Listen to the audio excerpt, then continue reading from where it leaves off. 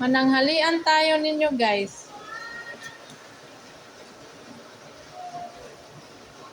Mananghalian sa pobre. Itlog and pancit canton. Madali ang luto. Nagpailara dyan nga tamad ta. Di man sa ingon na tamad. Busy raman dyan ta ba o nga. Itong sudan, maura nahulog ang kanon. Gilid na to. So, ngaw na ta. Bis na magluto ako ngayon ng tuyo. Sus, kay binigay pala ni Princess sa pamangkin niya. Pumunta kasi dito yung pamangkin niya ng nakarang araw. Kaya, pinadalan niya kasi akala niya hindi daw lulutuin. Kaya pala wala dito yung nahanap ko. Masarap kasi yung tuyo na binabili niya. Ewan ko kung saan niya nabili yun. Sakto sana yun. Pancit canton, tapos itlog, tapos tuyo.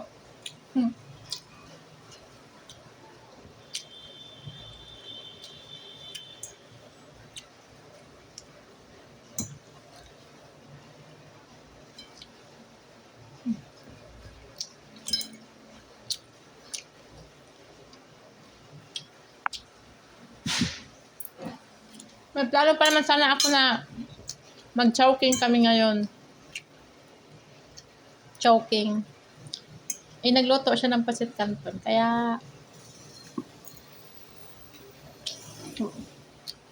wag na muna mag-pancit canton.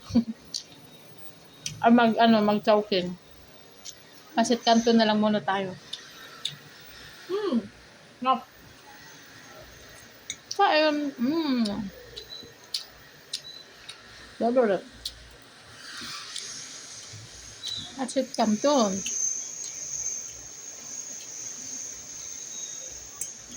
Itong pancit canton, ito yung madalas namin kinakain nung nag-aaral kami. Ulam. Ulam na namin itong pancit canton dati. Nag-aaral kami. Siyempre, tinatipid namin yung allowance namin.